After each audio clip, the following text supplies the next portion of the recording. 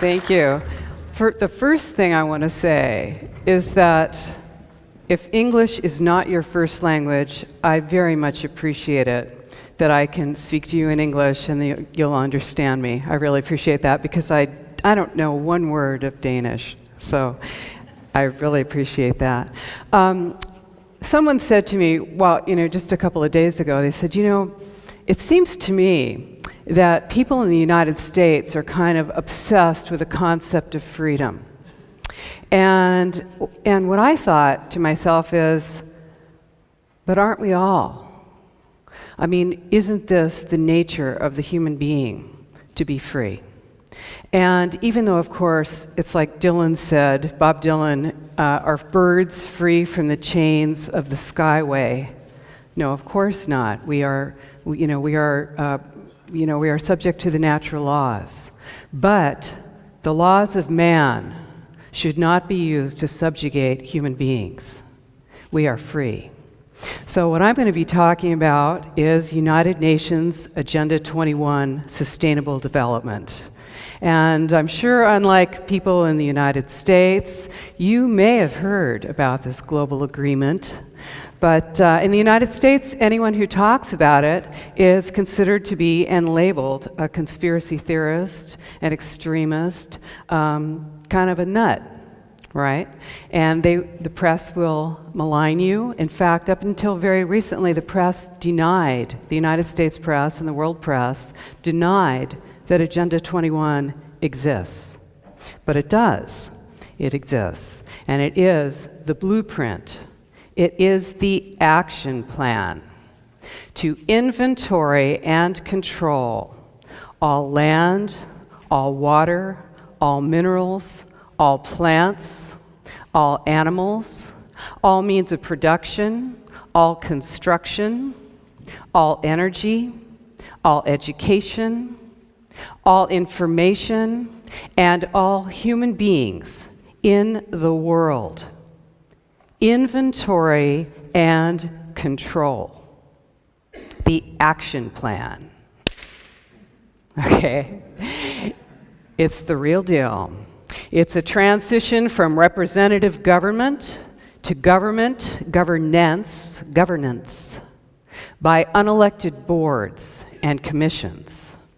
It's the erasure of jurisdictional boundaries and the loss of private property rights. And ultimately, you need to know that this, your body, is your most important private property, your body and your mind.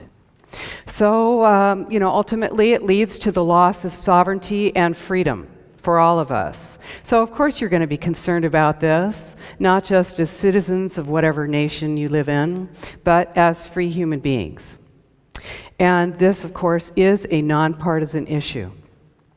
So United Nations Agenda 21 Sustainable Development was agreed to by 179 nations, including the United States and Denmark, in 1992 at the UN Earth Summit in Rio de Janeiro, Brazil. In the US, George H.W. Bush committed us to implementing sustainable development, and it's been supported by every president ever since.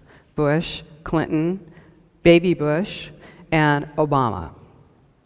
This is a global plan, but it is implemented locally. So it gives the illusion of being a grassroots movement, but it is not.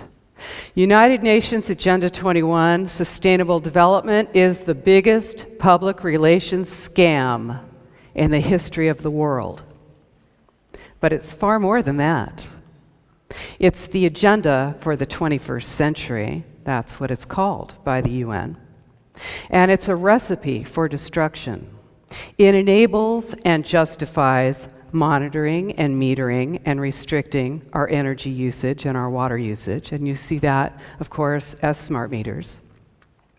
Instituting a carbon tax on industry and ultimately on us as individuals. Pulverizing our roads and destroying our dams. Instituting data collection and data sharing, information sharing in energy usage, schools, healthcare, law enforcement, and in fact, in every part of our lives that had formerly been private. Diagnosing a huge portion of our population with mental illness and drugging us.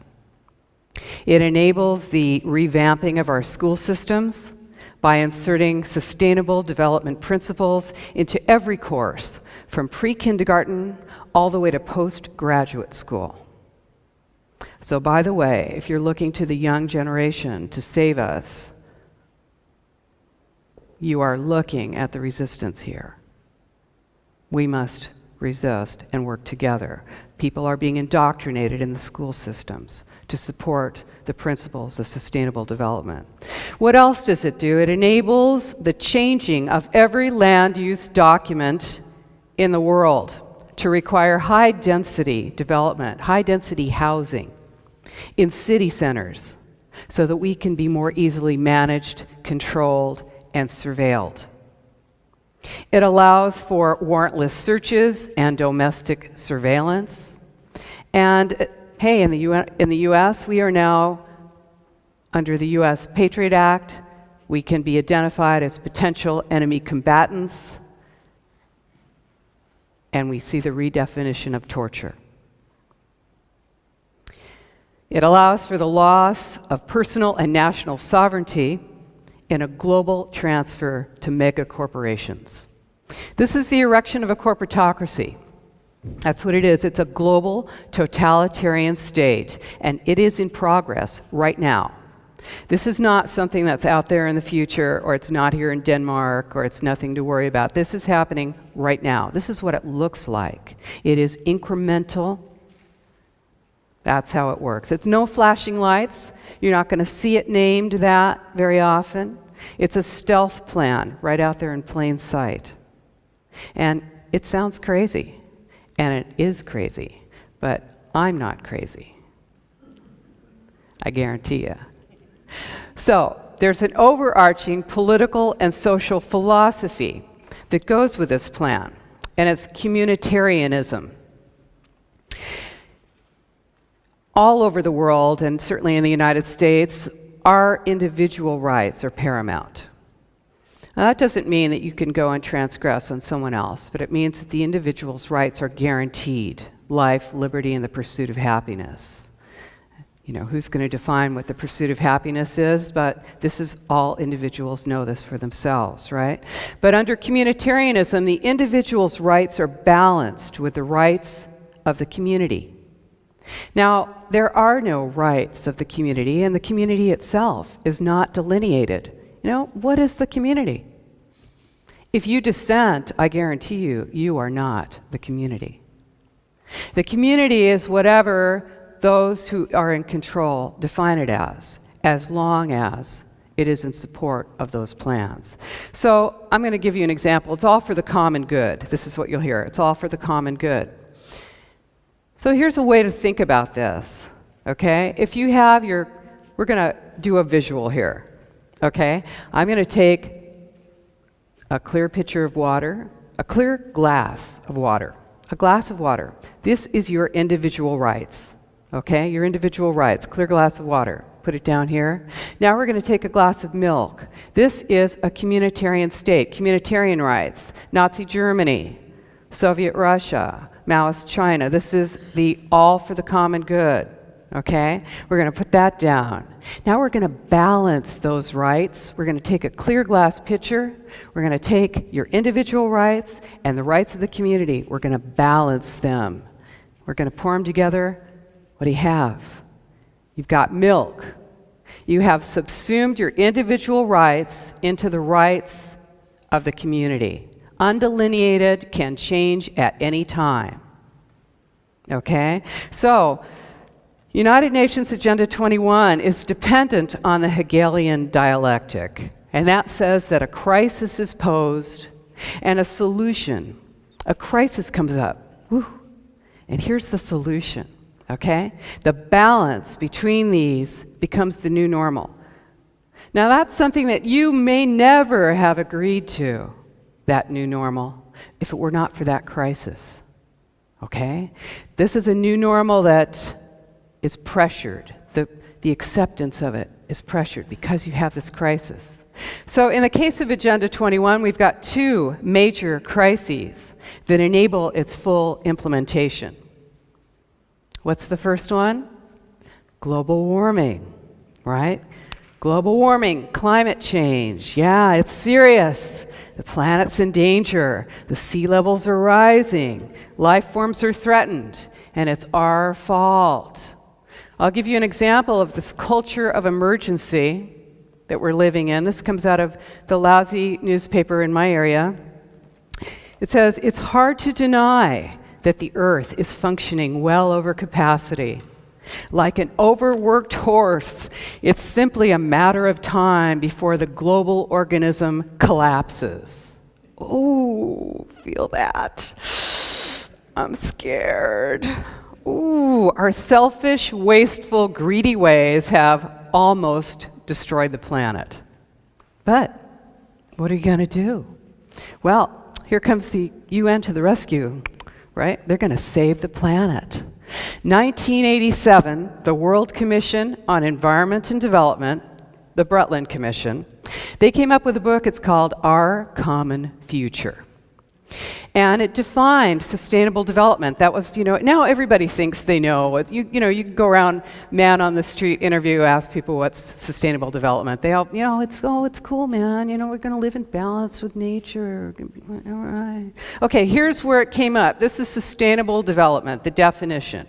Development that meets the needs of the present without compromising the ability of future generations to meet their needs. Hey, that sounds cool, doesn't it? I mean, who could disagree with that? Did your grandparents think, I'm going to do everything I can to screw up life for my grandkids? No, all of us want to continue to live and to make life possible for others and to conserve, our environment. This is not about that. This is why I called my book Behind the Green Mask, because this is the mask, okay? So development that meets the needs of the present without compromising the ability of future generations to meet their needs. Well, great. All that remained then was to say, yes, indeed, everything we're doing now does compromise the ability of future generations to meet their needs. What are we going to do about it? So the General Assembly of the United Nations said to the World Commission on Environment and Development, hey, can you come back in 5 years, in 1992, with the action plan for sustainable development? And they did. And here it is, the action plan for sustainable development, Earth Summit, Agenda 21, the United Nations Program of Action at Rio. 1992, Rio de Janeiro Earth Summit, 300 pages, 40 chapters. This itself is a green mask. This itself, if you don't know how to read it and what you're looking at, you will think that it's just a document that talks about how everyone should be concerned about the planet. That is not what this is really about. In fact, the chairman, Maurice Strong, who you're going to remember, Maurice Strong, of course, had to flee to China because of the oil for food scandal. He was the chair of the World Commission on Environment and Development in 1992. And he said, what's unsustainable? The middle-class lifestyle, the middle-class suburban lifestyle, single-family residences, private vehicles, appliances, air conditioning, meat eating, tillage.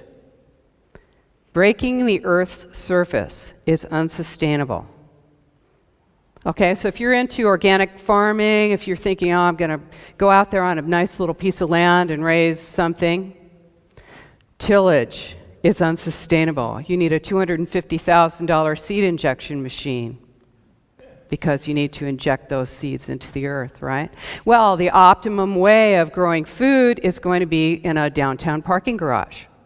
Now, they don't call it that. They have other names for it, but that's what it'll look like, a big structure in the center of your town where your food is grown in a concrete building. That's the optimal. Now, there are 3 E's, the 3 E's of sustainable development. This is the logo, the image that you're going to see, and this is what you hear, is the 3 E's: economy, ecology, and equity, social equity. And I'll show you the image for this. It's in here somewhere. You may have seen this. It's the 3 interlocking circles, right? It's ecology, economy, and social equity. And where they meet in the center, this is all where everything's in balance, and that's sustainable development. Okay? So the key provision, it's key to this plan that there be total data collection and information sharing worldwide. Because how else can you monitor whether people are balancing their environment, their economy, and their social equity? It impacts economics, housing, transportation, land use, health, education, water, energy, food production, privacy, and security. Is there anything I missed? Global biodiversity is dependent on creating something called islands of human habitation. Islands of human habitation. This is where we'll be. Dense urban cores surrounded by buffer zones and corridors for animals. The idea is to collect human beings into concentrated city centers, concentrated centers. So, okay, in 1992, the Earth Summit, 179 nations agreed by consensus to adopt this plan. It's a global plan. The goal was to implement sustainable development in all public and private policies and activities. The entire world. How was it done? How did they do it? I'll tell you about the U.S. In 1993, when Clinton took office, he created the President's Council on Sustainable Development. And this is, all the countries did this. They all created their local Agenda 21 to implement it locally. Okay? So, who was on that? You need to hear this because you need to see how this all comes together. It's a beautiful, beautiful framework for totalitarian control. So who did they have on that? They had 10 cabinet-level secretaries: defense, interior, agriculture, education, transportation, and captains of industry like Enron. Ken Lay was on the President's Council on Sustainable Development. BP, British Petroleum, DuPont, Dow Chemical, Ciba-Geigy, Sandoz, Novartis was on the President's Council on Sustainable Development. What do? They provide vaccines. What else? Hypertension drugs and Ritalin for children. Who else was on there? Non-profit organizations like the World Resources Defense Fund, the National Resources Defense Fund, the World Wildlife Fund and Council, the Sierra Club. Okay, so what this does is it brings nonprofits, government, and corporations together to implement policy, because the idea was that this plan could be implemented administratively all over the world without us knowing about it. So how are they going to do it? They were going to use and are using land use plans, because this is the way to control the population, is by controlling land. So in 1996, the President's Council on Sustainable Development in the US gave a multi-million-dollar grant to the American Planning Association to come up with a book. Now, it's a 12-pound book, so I didn't bring it with me. It's called Growing Smart, Legislative Guidebook with model statutes for planning and the management of change. Change. Now, think about that word change. You don't have change without destruction. Transformation requires destruction of the old way. Now, that word change was used in the Obama administration, is still being used, along with the word forward. Change and forward without asking, change to what? Forward to what? And what does that mean? So here we go. We've got a legislative guidebook that is now in every university if you're studying planning, and every single planning department in the entire nation that is guiding every planning department with sustainable development principles. So they said, hey, we're going to be able to do this. We're going to make this thing happen. And we can implement this without the people knowing, but when they find out that they're living in a dictatorship, they might not be happy. So it might be unpopular. So what are they going to do? So they came up with another book. It's called Sustainable America, A New Consensus. So you know the word consensus. If you look up consensus in a dictionary, hey, if we were going to have consensus in here, we'd all be in a big circle, we'd talk, let's say we're going to go party tonight. So we're going to talk about it and decide where we want to go, and everybody's going to get a chance to, we're going to work it out, right? That's real consensus, agreement of all parties. No. This is the new consensus.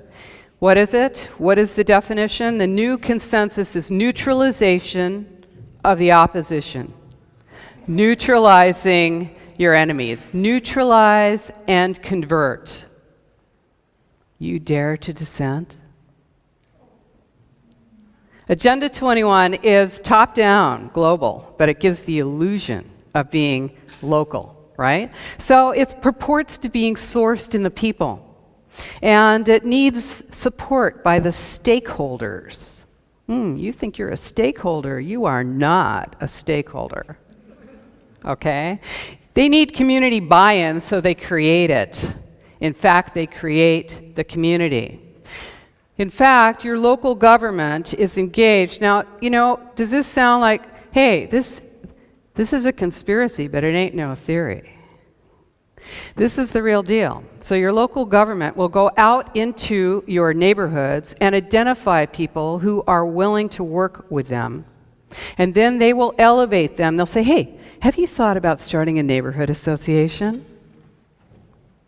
And then there's that person who's speaking for you. Well, you're cooking dinner and you're hanging out and you're doing other things. You don't even know that person exists, but they are helping to make policy for what happens to you in your town right now. So they create community. They use nonprofits, civil society, unelected boards, and they create these groups. Nonprofits, non-governmental organizations are at the bottom level of this bureaucracy.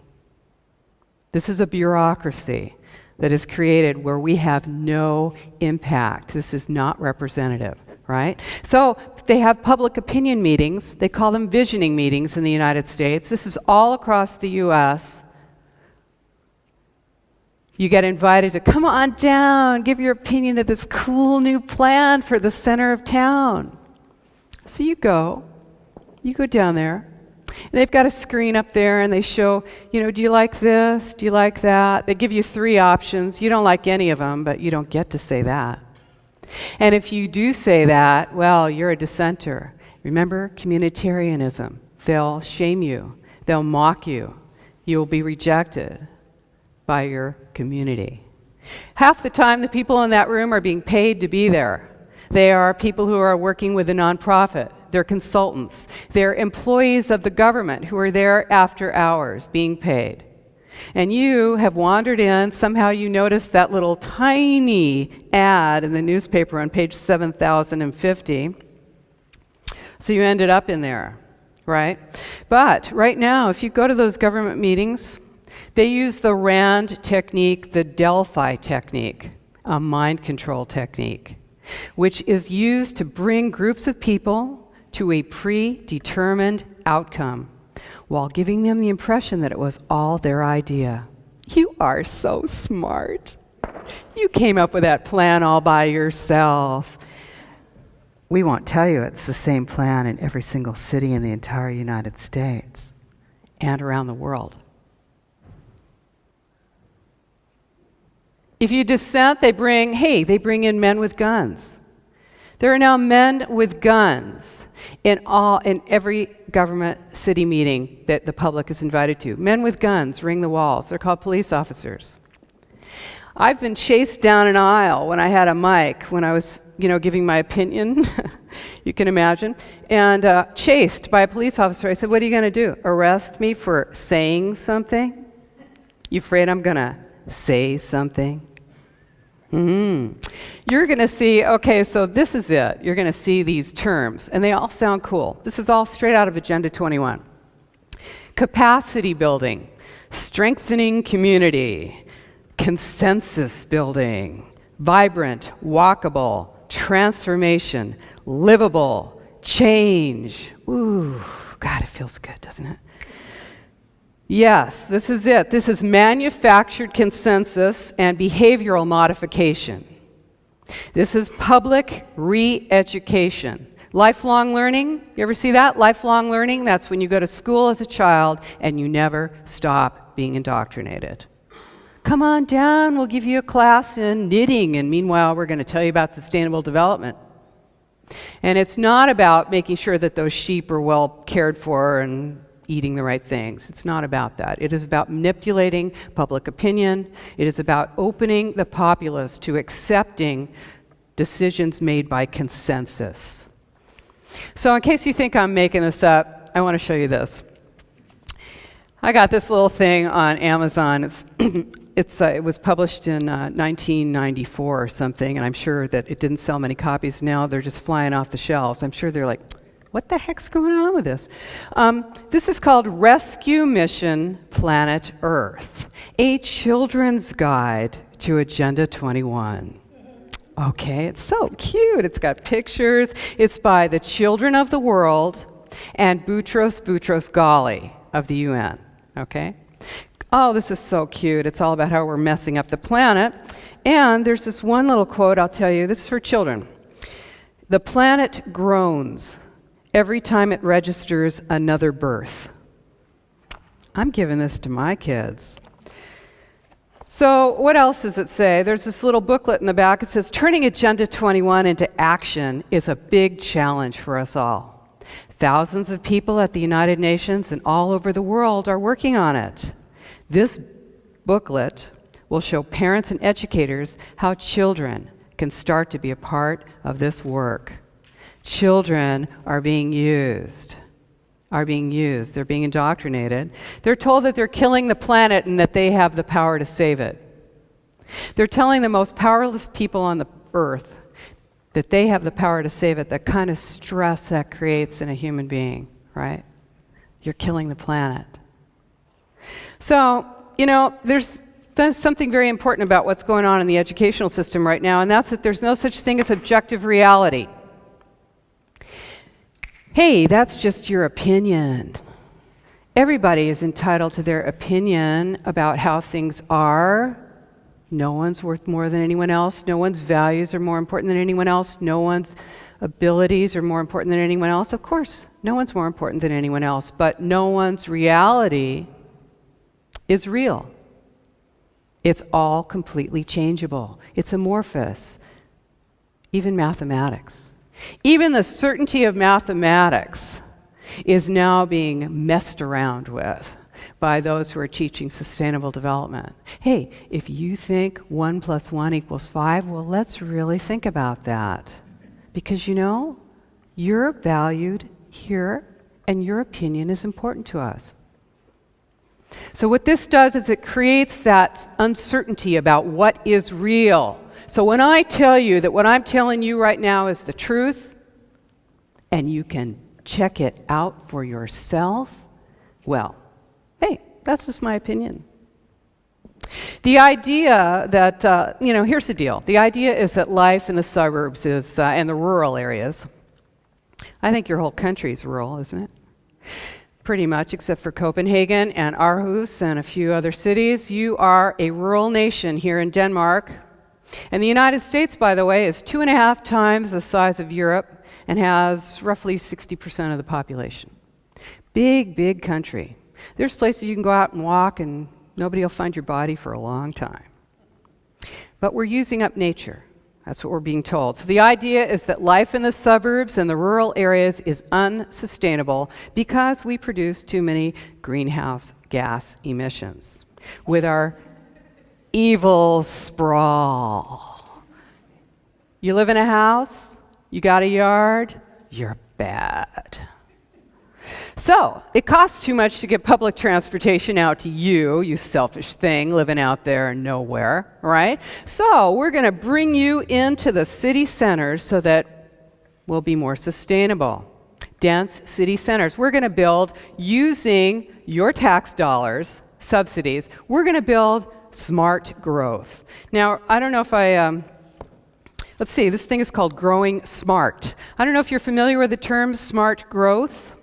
You're not. Well, in the United States, it is, you trip over it, it's like printed on the street. You can't miss it. Smart growth. Everything's smart, by the way. You got a smartphone, you got a smart yard, you got a smart. Anything that's smart, you better figure it's stupid. You're being manipulated. Smart? So, this is growing smart. We're going to grow smart. We're going to put you in a cell block and paint it a nice color. Okay, so you're in a high-density development. What does that mean? It means apartments or condos on top of shops in the center of town. You've got a bus lane or a bus line out there. Maybe you got a train. Okay, the building's built right to the edge of the sidewalk.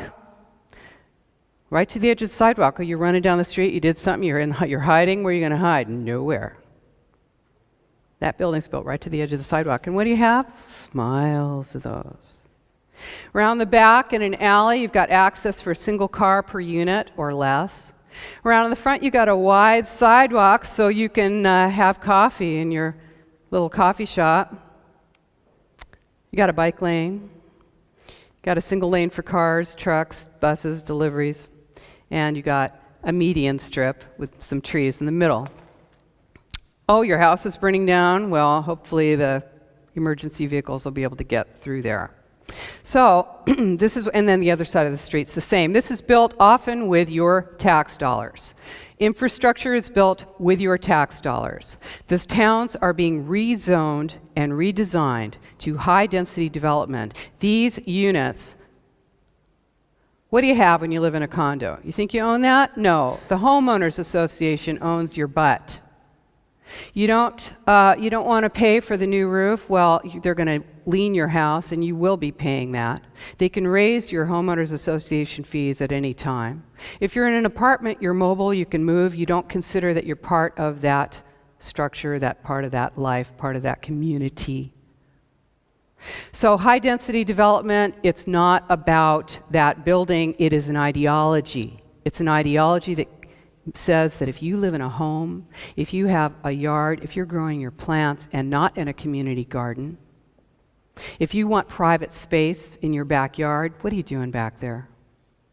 Hey, and you better be on your bike because what do you have in the trunk of that car? Who's in there with you? You might be saying something. Where can you be where you're not being listened to?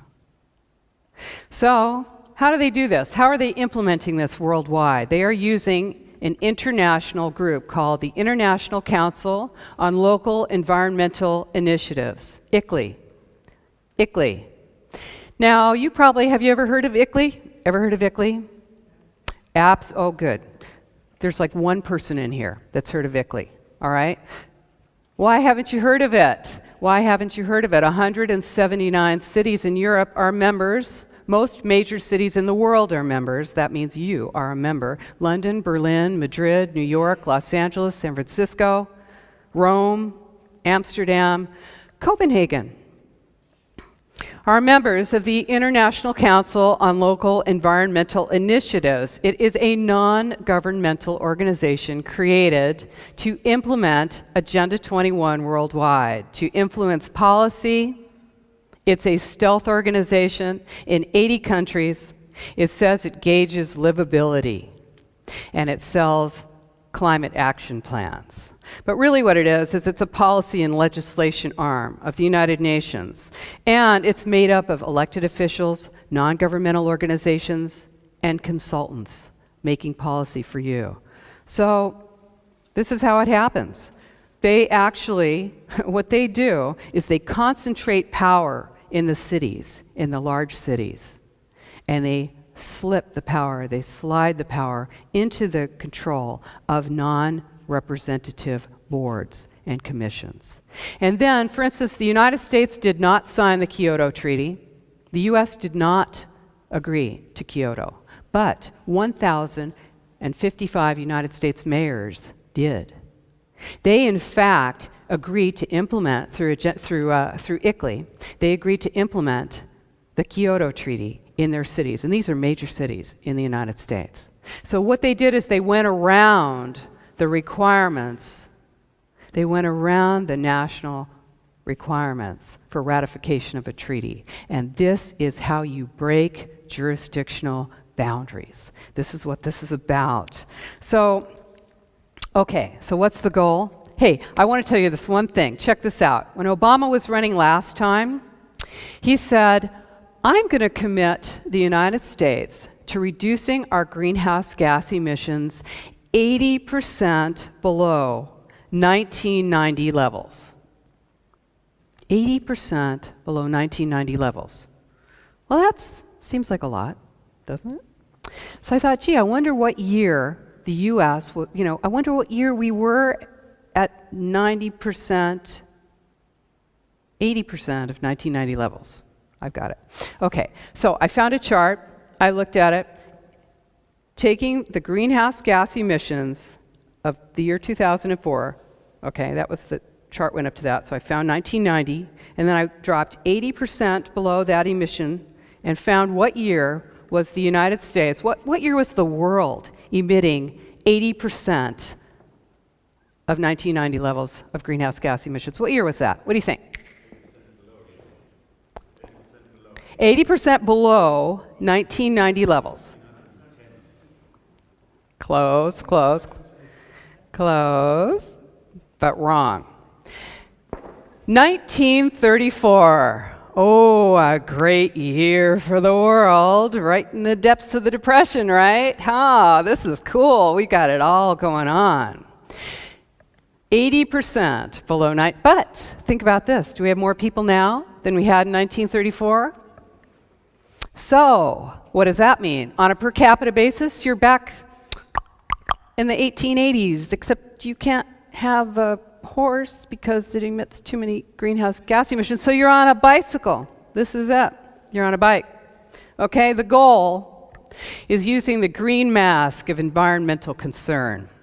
The two parts of Agenda 21 are imposed, and that is smart growth, high-density development, moving populations into controlled city centers where they can be monitored, controlled, and surveilled, and the other part, the Wildlands Project. Wildlands. Getting people off the rural land, blocking access to wilderness roads and resources, and shifting land ownership from private to public.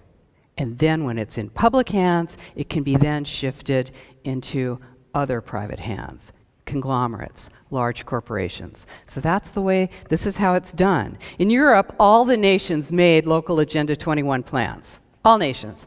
And by the way, if you check out our website, Post Sustainability Institute, you'll find the link to the United Nations where you can actually find your own country, find the plans. This was updated, the UN updated it. Don't worry about it, I'll give you the information. Don't write it down now.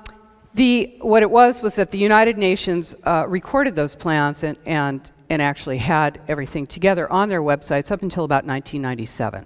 So you'll see, from 1992 to 1997, and yes, Denmark is on there, and you can check it out. So for instance, here in Denmark, let's just take Denmark. In the year 2000, the Danish Planning Act was amended to commit all municipalities to the development of local Agenda 21 strategies. In, the Earth Summit was, every 5 years. So in Johannesburg in 2002, what was the goal there? Broadening the role and capacity of local authorities in implementing Agenda 21. Here in Denmark, you've got the Aalborg Agreement in 1994.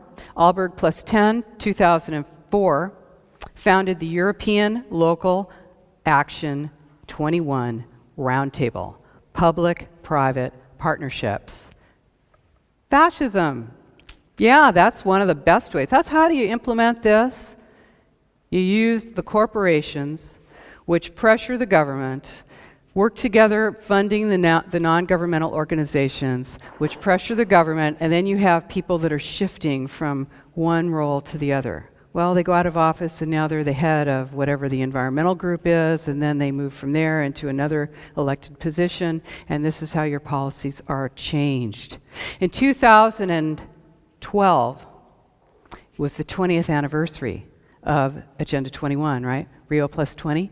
And in Rio de Janeiro, what was the deal there? Strengthening the role of major groups, non-governmental organizations. What did they do there? They say it's a failure. If you check it out with the UN, they're going to tell you, oh, that failed. We really screwed. They always tell you they failed.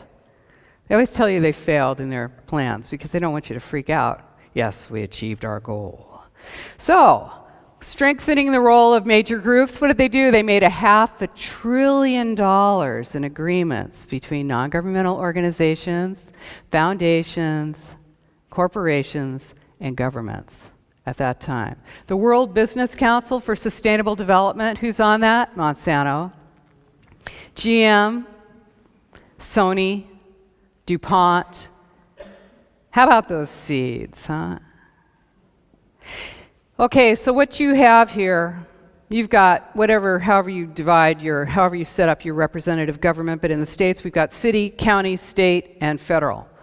What do they all have in common? They're all elected by you. Now, yeah, they may not represent you, and you might not be happy about it, and you might need a whole heck of a lot of money to get in there, and things are very seriously messed up. But you still have the illusion of electing them, and at your local level, you are making policy and electing those officials. But what is this? Think about this. Global, regional, neighborhood. What do they have in common? Not representative. You do not elect any of those positions. And that is what we are shifting to. So, if you raise your voice against this, you're a dissenter, right? Communitarianism. Land use and land ownership restrictions are vital to this plan because they make regionalization possible. And here's what Ernst Huber, the official Nazi Party spokesman, said about this in 1933. Here's the official Nazi policy on land. All property is common property. The owner is bound by the people and the Reich to the responsible management of his goods. His legal position is only justified when he satisfies this responsibility to the community. Zbigniew Brzezinski, I think it's ended in 33. Zbigniew Brzezinski is the former national security advisor to President Carter. In 1995, 3 years after Agenda 21 was agreed to, he said, "We cannot leap into world government in one quick step. The precondition for eventual globalization, true globalization, genuine globalization, is progressive regionalization. Because thereby we move towards larger, more stable, more cooperative units, like the EU. Started as a trade agreement. This is how it works. Globalization, if you don't take anything else from this, think about this. Globalization is the standardization of systems. Standardization, you're going to see it as harmonization, homogeneity, uniformity. Hey, you can't control systems that don't match up. Systems refer to the legal system, the educational system, healthcare, markets, land use, law enforcement. Do you know about fusion centers? Fusion centers? My goodness, I must be somewhere else. I must not be in the United States. They must not tell you that what they're doing now with law enforcement is integrating, militarizing your local police force, integrating it with your state police, your military, Interpol, the entire world. is being completely integrated. Fusion centers, FBI, CIA, all of your records, everything. You cannot fall into those little cracks anymore. Can't happen anymore. Total, seamless information awareness, total awareness. So, globalization is the process of developing worldwide uniformity in social, political, economic, and environmental controls. That's what it is. That's globalization. It's the rise of the city-state, okay? This is how you do it. That's what regionalization is the rise of the city-state. You're going to lose nations. Now, I'm not, I don't really have time to talk about nationalism, but what I want to say is that the smaller the unit, the more power you have. If you're regionalized and you have 200 representatives sitting on they're elected, but they're sitting on an unelected board making policy. And let's just say this room, we are all representing some town or some state or some nation. How much voice do we have? Who listens to us? And how much power do we have? So I'm going to show you the new map of the United States of America. And you may not be able to see this very well. We have 50 states in the United States, but this is mega regions. Mega regions. Mega regions. Mega, large. Mega regions. These are the city-states. These are large cities that are being made larger. Now remember I told you that the gray area is the wildlands. That's going to be the area that no one will have access to. And I haven't told you anything about myself. I was a legal witness, an expert witness in land use and land valuation for my government, for the State Department of Transportation. Expert witness, testified in court. And I found out about this because I saw that people were not being able to use their land. And I looked behind that and I found Agenda 21. This is true. Okay, the federal government of the United States is doing this, is in process of creating mega regions, which are essentially crossing national boundaries. This is Cascadia. It used to be a portion of Washington State, Oregon State, Idaho, and Vancouver area, British Columbia in Canada. The Southern California and Texas Triangle areas include part of Mexico. This breaks national boundaries, it breaks state boundaries, it breaks county boundaries. It's also a project of the Ford Foundation and the Rockefeller Foundation. Regionalization and world government. You use trade agreements to destroy boundaries, and you actually cannot make local law that breaks those treaties. Okay, you standardize the law, you relocate populations and jobs. We've got the Trans-Pacific Partnership coming up in the United States and the Pacific Rim, and about to come in December is the Transatlantic Trade Investment Partnership with the EU and the United States. The United Nations policy on land use was established in 1976, and it says land.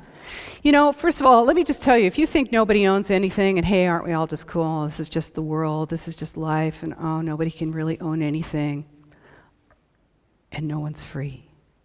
I am sorry. That is not true. We do have ownership. We have ownership of this. Our ownership extends to those things that we value. Now, when that is taken away from us by, as I said, birds are not free from the chains of the skyway, but I do not wish to be chained by any man. Now, here is the land use policy of the United Nations. It says land can't be treated as an ordinary asset controlled by individuals and subject to the pressures and inefficiencies of the market. No, private land ownership is a principal accumulation instrument for accumulating wealth and concentrating wealth, and therefore it contributes to social injustice.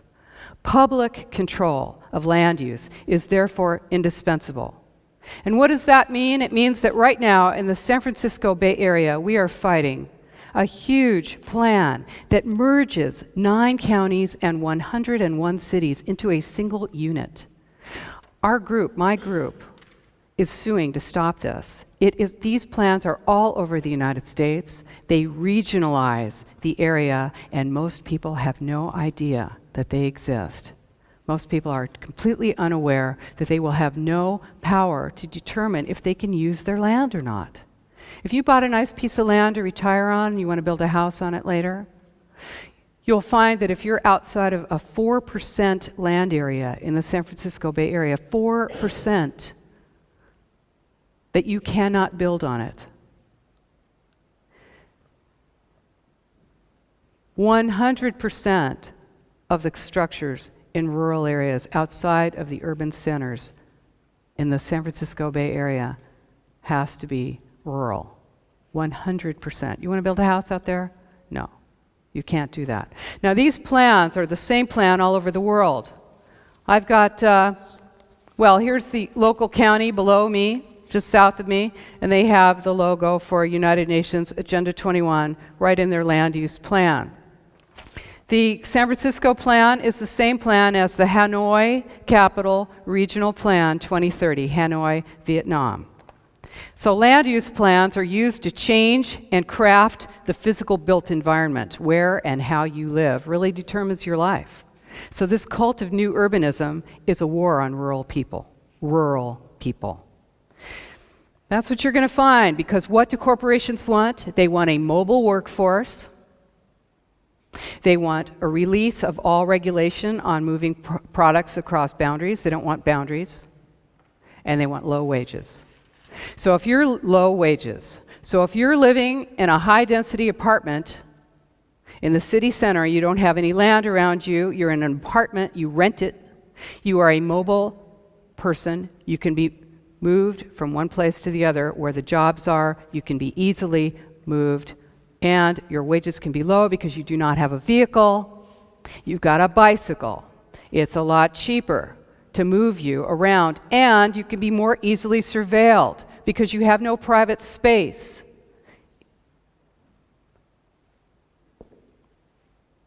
Okay? Got it? So, no, not yet. After. No. I'll answer everything you got, but not right now.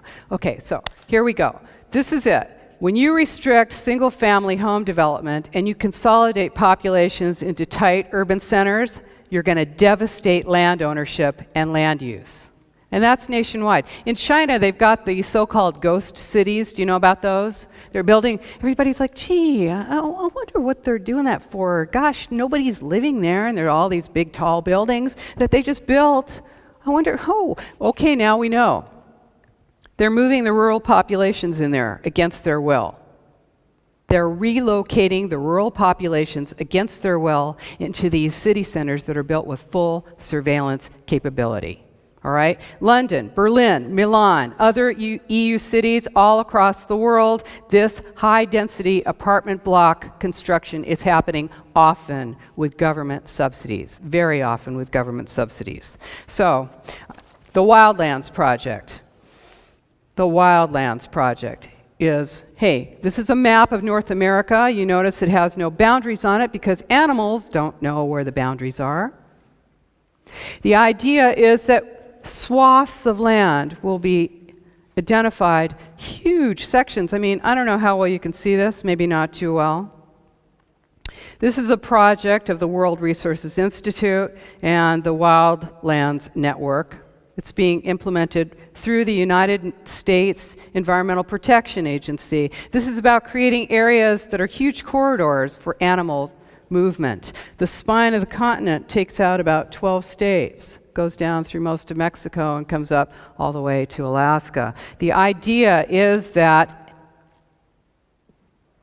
The idea is to remove humans and human activity from rural and suburban areas. Agenda 21 is rural cleansing. When you have fires, is it produced through HARP? Possibly. When you have fires, when you have floods, when you're looking at tremendous devastation like you've never seen before, Oh no, we're not going to let you back in there to rebuild your house, because you were living in a national forest, and we bought that land all around you, and now we want you out of there. Why? Because wilderness. What is wilderness identified as? What is wilderness? You think you know, you go out and you take a walk and you think you're in wilderness? Wilderness is an area where the earth and its community of life are untrammeled by man, where man himself is a visitor who does not remain. That's wilderness. That's what wilderness is. Urban people do not understand rural life. Urban people don't understand farming. There's a total disconnect. How do you get pushed off your land in the rural areas? They monitor your well. They restrict your access. They pulverize your roads to gravel. They stop your postal service. They take away your schools. They don't maintain your bridges. And pretty soon, you're the only one out there paying taxes, and you just can't keep doing it anymore. And you say, hey, that economic collapse was engineered to bankrupt people, engineered to move you into the city centers, get you off your land. Social equity equalizes the economies of the world, and it's going to have a negative impact. This has a negative impact on the developed nations. If you've got above average expectations, and you do, I guarantee you that you do, because you are not living like the average person in the world. So if you have above average expectations, this plan targets you. It is the corporatocracy, tightening the screws. It's about austerity. It's about artificial scarcity, restriction. So, public-private partnerships allow for the government to get all the advantages of corporations, secrecy, no transparency, access to data for spying, no accountability, paying off cronies, and of course, what else public-private partnerships do for the corporations? The corporations then can use the power of the law, police power, to implement their plans. This is perfect. What do we get? We get risk and cost. Domestic spying through Google and Facebook. Do you do Facebook? You know, I'll tell you, if I told you, if the government, let's check this out. I'm going to tell you the government is going to require you to carry with you at all times a monitoring device that says where you are, and also to tell where you are, what you're doing, how you're feeling, who you're with, what you're doing, what you eat. And you tell me, no way the government is going to make me do that. Well, they don't have to do that. What's the most efficient way to manage populations? What's the most efficient way to merge corporations and government? Fascism. If you add in civil society, non-governmental organizations, you've got totalitarianism. Okay? So, this is it. Using the cover of the environmental concern that we all have, right? The rigid control of a totalitarian state is in progress right now. And that's what's behind the green mask. That's it. So I said there are two major crises that are being used to implement totalitarianism. The first crisis, climate change. Crisis 2, terrorism. 9/11 was the catalyzing event that was used for this purpose. 9/11 was used to terrorize us. They had the Patriot Act all written. This event was created in order to lock down the world. Have you flown lately? Practically have to strip naked. In the US, I haven't seen this yet in Europe, but it's coming here. You haven't seen this yet. If you fly, right now you just walk through the metal detector. But in the United States, you get into this big sort of bubble, and you put your hands like this, and it takes a full photograph of your entire body, X-ray, who knows. I never do it. I refuse to do it. I opt out. Lady wants an opt-out. Woman refuses. Woman opting out here. Woman wants an opt-out. Here I am. I'm standing here in my socks. I'm standing in my socks, waiting for somebody to put their hands all over my body. And here she comes. Nobody will make eye contact with me. They're all getting on the plane. She must have done something wrong.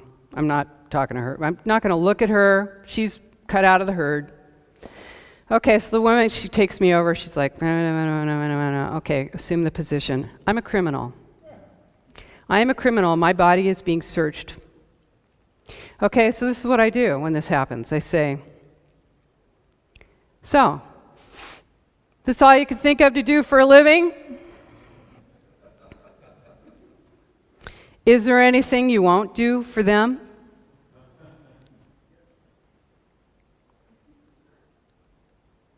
So you just take their money and you do what they say. Is that it? Well, that keeps me in the airport an extra half hour, usually. So, hey, don't cooperate. Okay? Creating a culture of emergency that's linked to human behavior, that enables a wide range of restrictions that are going to benefit a global totalitarian restructuring of the world. All totalitarian states share the same characteristics: total control of property and means of production, total information, surveillance, of course, loss of free speech. How you like that consensus, huh? Right? Loss of free speech and restricted movement. They also share the same philosophy, and that is, it's all for the common good. The individual is selfish. The Spartan present, austerity. Right? Oh, you use too much. You eat too much. Do you really need that big piece of land? What are you doing out there?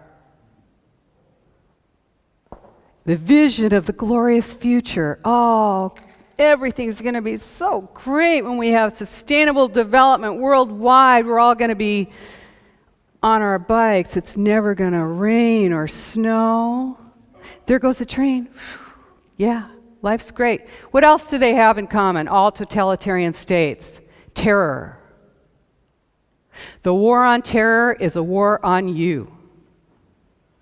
Revolution is bad for business. Communism, fascism, Nazism, all for the fatherland. It's all for the common good. And as we say in the United States, it's all for the homeland. That's it. This is it. When you look at that smart grid, when you look at smart meters, what you're looking at is a gigantic information tracking and control system designed to control all electric, gas, water, and information systems in the world, including all of your personal data, your healthcare data, everything. This is what it's designed to do. That is the smart grid. Smart, real smart. Smart meters can be shut off remotely. Remember that when you dissent.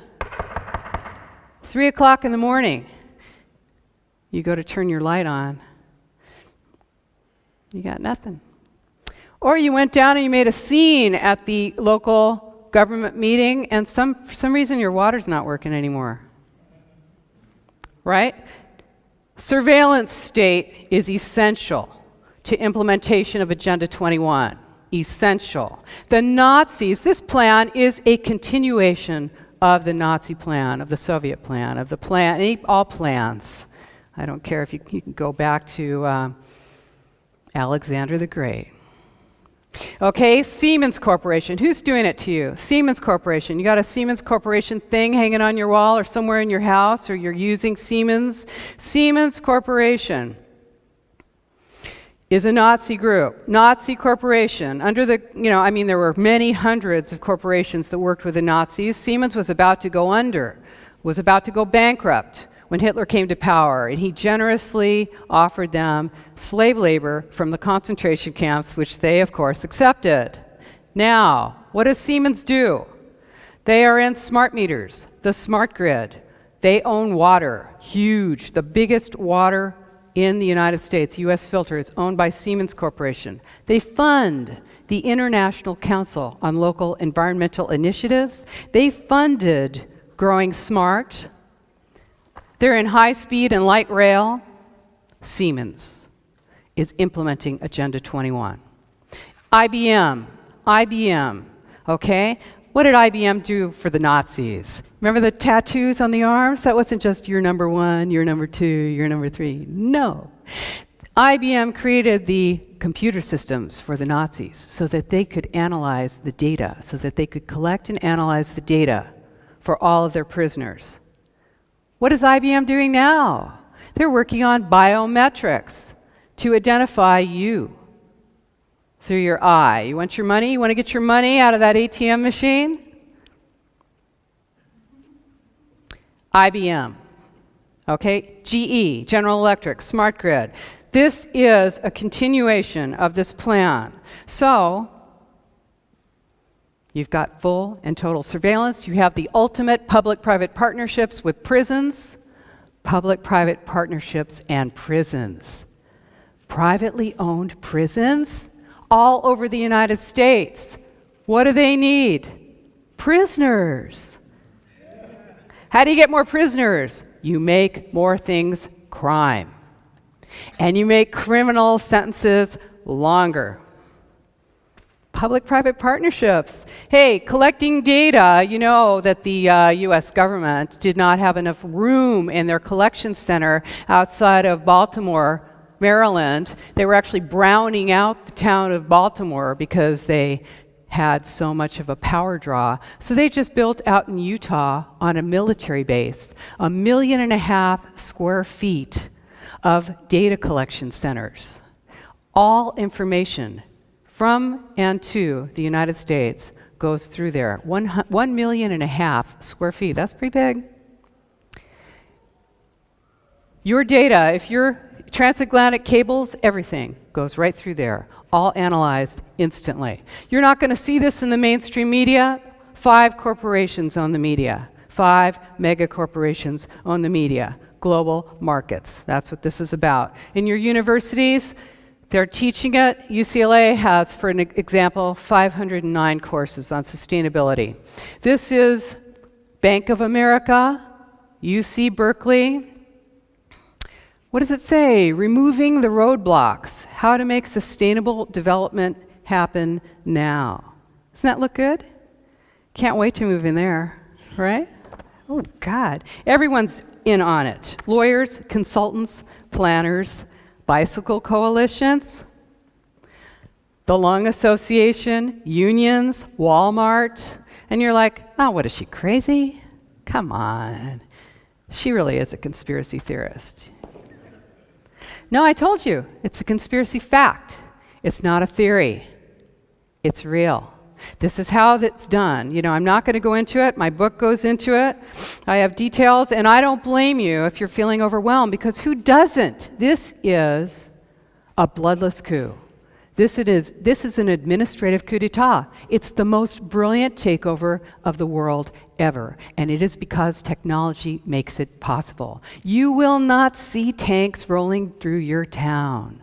It's never going to look like that, unless you're in a third world country, and then they just want to take your stuff and use up their ordnance. No, here it's going to look like it does right now. You'll still vote, you'll have a hollowed out shell, the structure will be gone. Slowly people will come in from the country into the cities. Pretty soon you won't have a private vehicle because gasoline costs. And you know, if free energy is made available, this is a race to implement this plan fully before those things are available to you. Because, hey, that makes it completely, you know what, sustainable development? Well, who cares when you're emitting water out of your tailpipe, right? Oh, let's drink it out right out of the tailpipe. No, it's not really about that. It's really about control. So what can you do about it? I want you to know there's a lot you can do. You are powerful. We are powerful. We need to take our power, and we need to do it through education, because most people have never heard of this. And I think they named it Agenda 21 to make it sound crazy. Oh, Area 51, Catch 22. What are you, crazy? So we've got flyers on our website. Now, don't just go to sleep. It's not nappy time. These are When was the last time you got a flyer with something that really meant something, that was intelligent, that got you, that made you say, hey, something is going on? Why is everyone talking about UN Agenda 21? Well, I'm not. I don't know anything about it. What's wrong with sustainable development? I don't know. Make these flyers. You don't like it? Make your own. They're on our websites. Print them out. There's hundreds of thousands of these out around the United States, many hundreds of thousands, and around the world. People are making these. They're putting them on, get up early in the morning, put them on doorsteps. Okay? Put them out there on the doorsteps. Don't try and hand them to people. They're like, no, don't, no. No, you got to put it on doorsteps. When was the last time you went out in your PJs to get your newspaper and you were like, whoa, this is pretty cool. They're not selling anything. Okay? So you want to do that. What else do you want to do? Withdraw your support. Do not willingly collaborate. Expose collaborators. Refuse to volunteer. Volunteerism, now, volunteerism is a big part of this plan. Mandatory volunteerism. Are you a citizen of the community? Are you giving back? What are you doing? Okay? Look at who you're volunteering for. Are they supporting sustainable development? Withdraw your support. Do not make contributions. Do not give your time to any group that is pushing sustainable development and high-density development in your city centers. Do not support. You want to kick ICLEI out of Copenhagen. Go down there and hang out with your friends and neighbors and fellow human beings in Copenhagen and say, this is happening here. We want to kick ICLEI out of Copenhagen. All right, expose the collaborators. Put up wanted posters. So-and-so is collaborating with the enemy. This is how. Link IBM, Siemens, biometrics, National Defense Authorization Act, domestic surveillance, smart growth. It's all Agenda 21. If your pastor is giving you a talk on sustainable development, you better go have a chat with your pastor. This is our job. Nobody's going to ride in here on a white horse and save us. This is it. This is our job. And you know what? I know that every single one of us, if we had been, and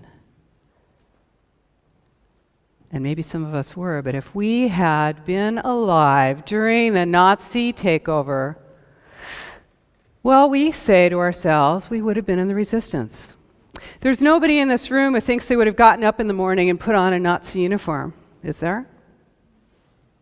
You all think you would have been in the resistance. This is your time. This is your moment. You are the resistance. This is the resistance. This is the moment that we reach out and we get this information out and we refuse to be dominated by this plan. We can do it. We are doing it all across the world. Join us. Let's do it. Thank you.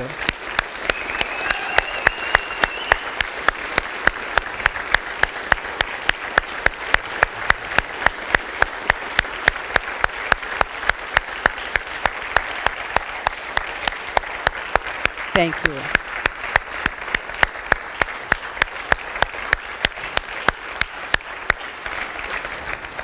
Thank you. Thank you very much, Rosa. Oh, great. Well, not only do you need my website, but you need my book. It's easy to read, big print, and it's very basic. It's a good book. And you can get it out there. There's a few. And then on our website, check out postsustainabilityinstitute.org. I know it's almost the longest website address. My other one is the longest website address, and that is Democrats Against UN Agenda 21.com. Boy, is that ridiculous. So just put my name in, okay, and my last name is Koire. Just put that into your search engine and check it out. It's all in there, and I know that we are gonna do this together. So, got questions, or do we have any time for a question? Yeah, we have a little bit time. I have a small comment to what you mentioned, because I didn't know it actually hang together, but I was listening to Red Eyes Radio with Susanne Pors, and she talked about how it got more and more difficult in the land actually to get a loan to buy a house. Yes, that's right. So this is also another way of actually implementing Agenda 21 is that the banks or the credit institute simply will not borrow you money for some kind of reason, or the interest will be so high so you don't want to buy the house at the land. So there's a lot of different ways of doing this. Yeah, that's Okay, actually, I actually do talk about that in my book because we have that's definitely a part of it. No? Yes, there is a question. Is it hot in here or is it me? Rosa, when I look at some of the activities going on in the United States in the rural areas, Yeah. for instance, they have crazy gatherings there with a lot of motorcycles, cars, and everything, a lot of beer drinking and whatever they do. So, watching this, I think, wouldn't it be a good idea to get some of this activity out of the countryside? And another thing, Can't we purge some of the people?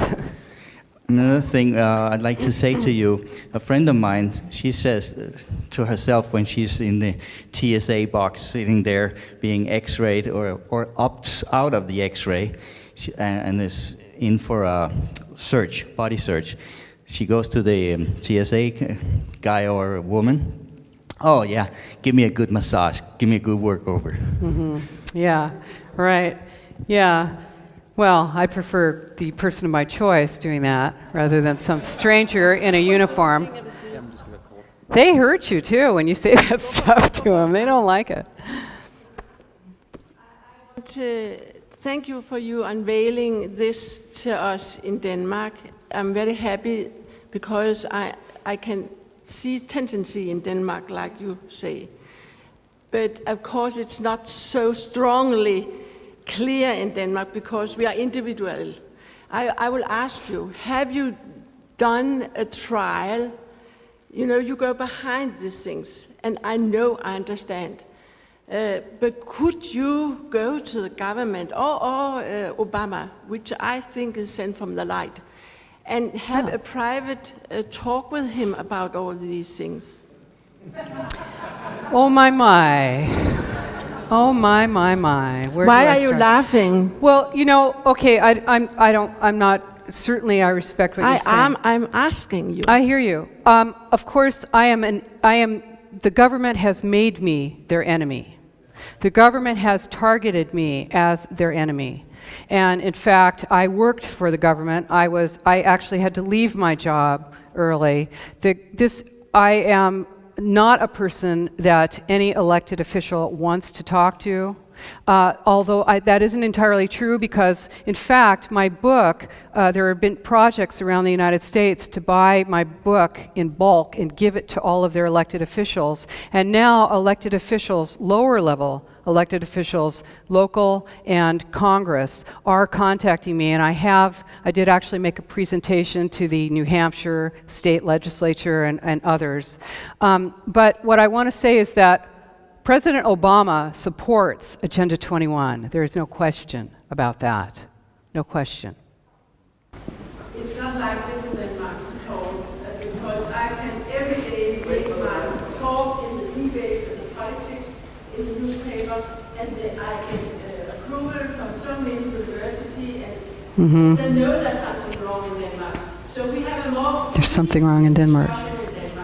But I'm very happy to unveil this. I even can go to the government in your country and get the information. I did write to Obama to tell him not to get the one shirt.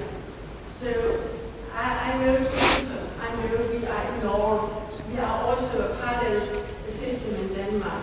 This is a spiritual movement to know, to dare, to win. And you will unveil. I'm very happy to talk about this, but also to be silent in some places. I know that.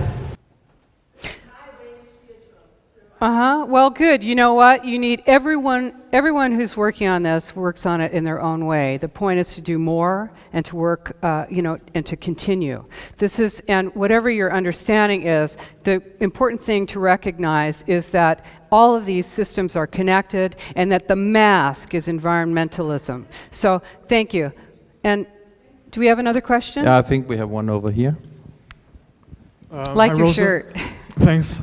Regarding what you said, first of all, I want to thank you so much for this presentation. It's so important. I knew a lot about this because I researched the New World Order every day, but I learned things through this presentation.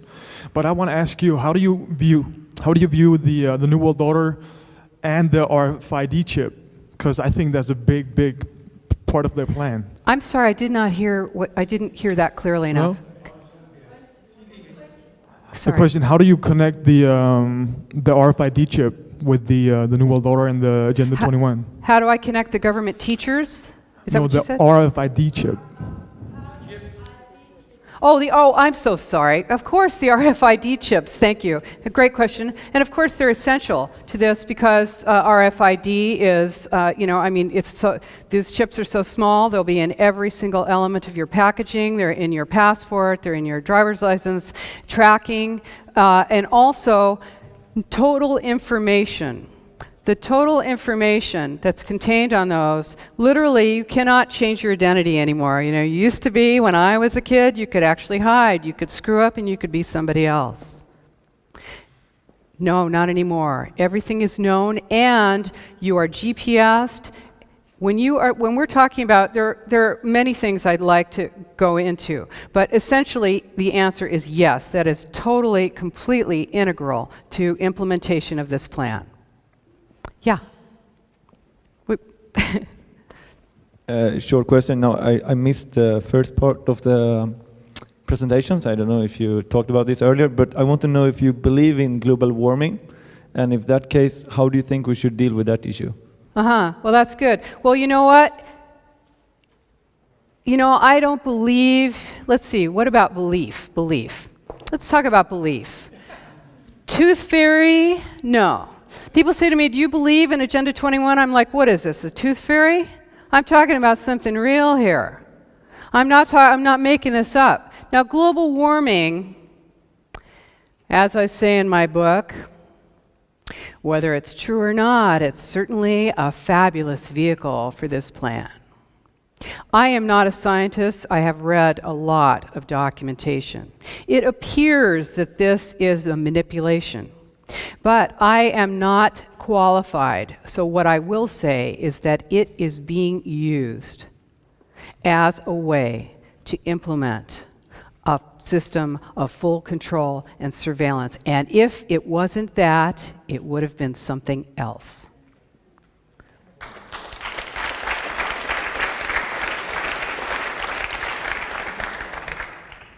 Hi. I'm just curious. Oh yeah, sorry. I'm just curious about, because I hear so much about this is wrong, and this is wrong, but what are the alternatives? And is there any research or something? How do you know this is like a good alternative or not? Alternative to sustainable development? do you mean? To everything that's wrong. Well, to this, I think freedom is a great alternative to slavery. I'd pick that one anytime, okay? Now, as I said, and I think I understand your question. Okay, my partner, Kay, is a general contractor. We've been together for like 21 years or something like that. She's a general contractor, and she's built whole houses out of recycled materials. I do not own, I've owned very little that's brand new. Everything I get is recycled, owned by somebody else, channeling all that good energy. And that's great. I'm into that. I'm into, creative reuse, recycling, conservation of water or whatever that I'm using, mindful. But what we're talking about is the green mask. Okay? So rather than posing a solution to a problem that maybe doesn't exist, what we want to look at is who we are as human beings. What our ideal is for us as human beings. What our expectations are in terms of ourselves as individuals and our relationship to the world.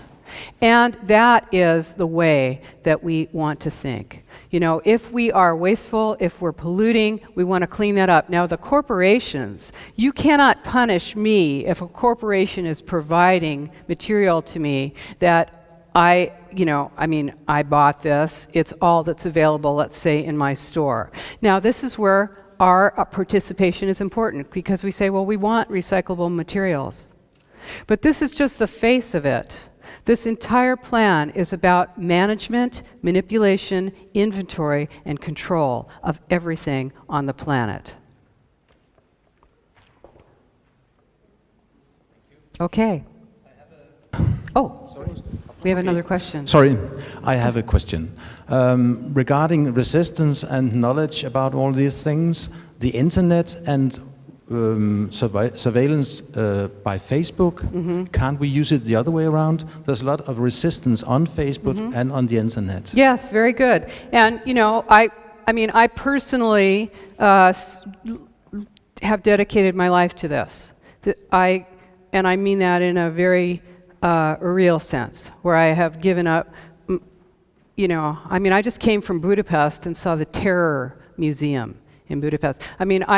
I am willing, I'm sure I told Kay, I said, hey, you got about 20 seconds before I rat you out totally if there's any torture going around. I'm probably going to break instantly. But the thing is that if we use media, in other words, we have to recognize that we have no secrets.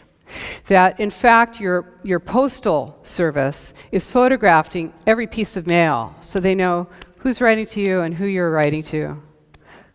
Now, they can't read the inside of that, but they know who is corresponding with you. We have very little places where we can be secret. That's another reason why we need our private vehicles and our private homes. And we need places where we can get together, strategize, discuss tactics, and work on this. And yes, if you do use electronic media, use it.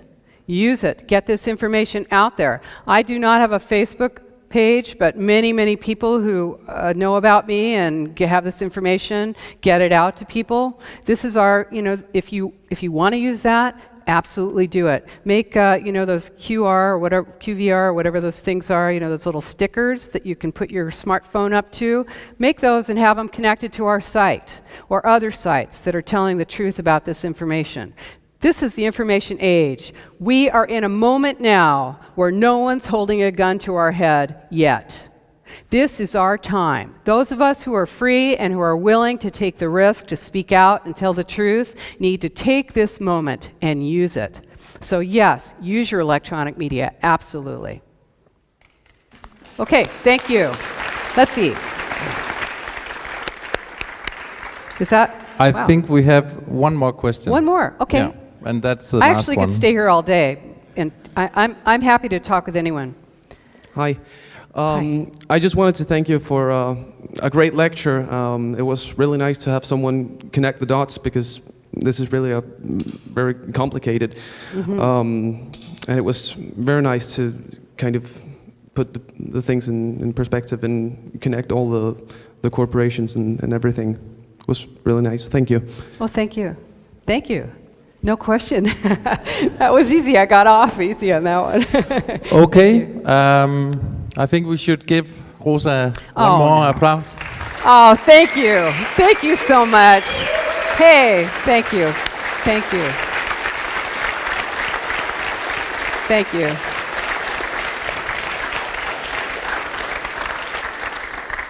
And thank you, Frank. And Rosa will also be available if any of you have some questions regarding this or other thing, I'm sure. So we have 5 minutes break, and then we will go on to show you an app who is trying to help coming up with solutions on environmental problems. So we are also here in Open Mind Conference trying to present solutions as well as problems. And now you will have a solution. Excellent. 5 minutes.